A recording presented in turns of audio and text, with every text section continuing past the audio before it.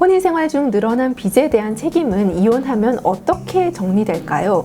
예상하시는 것처럼 일상 가사에 관한 채무 또는 공동재산의 형성 유지에 수반해서 부담한 채무는 당연히 분할 대상이 됩니다. 그렇다면 어떤 채무가 공동재산의 형성 등의 부담을 위해서 발생한 것일까요?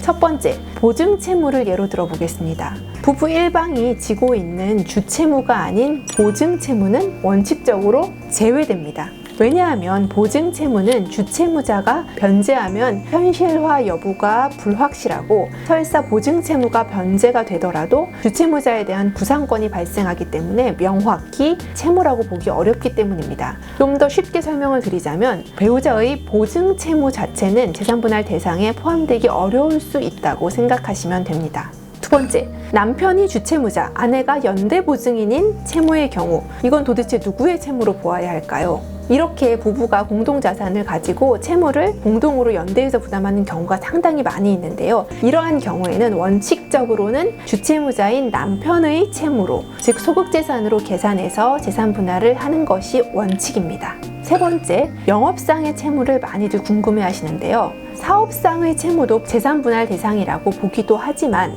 현재도 그 사업체가 영업 중인 경우에는 채무액 상당의 사업상 채권이 존재하겠죠. 빚도 있겠지만은 받을 수 있는 회수 채권들도 있는 게 분명합니다. 그런 채권의 존재가 추단된다는 이유로 재산 분할 대상에서 제외되는 경우도 상당히 많습니다.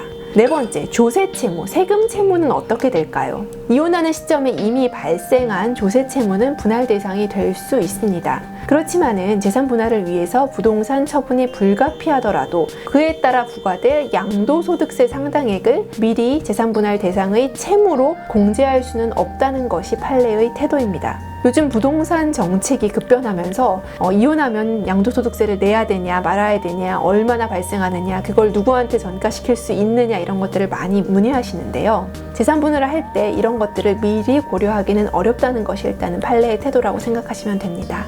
다섯 번째, 보험계약, 대출금 채무. 보험을 담보로 많은 분들이 채무를 발생을 시키는 경우가 있는데요. 보험의 해약 환급금은 재산 분할 대상이 되는데요. 보험의 해약 환급금은 재산 분할 대상에서 제외하고 그에 관한 담보 대출금만 재산 분할 대상으로 삼아야 한다는 주장은 받아들여지지 않습니다. 보험계약 대출금 채무가 포함되려면 보험의 해약 환급금도 당연히 재산 분할 대상에 포함하는 것이 전제가 되어야 한다는 점을 명심하시기 바랍니다.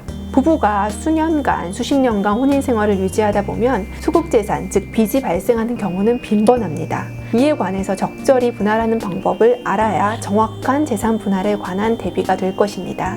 이혼 전문 변호사와 함께 상담을 해서 재산 분할, 즉 채무 분할에 관한 정확한 결과도 예측해 보시기 바랍니다. 시청해 주셔서 감사합니다.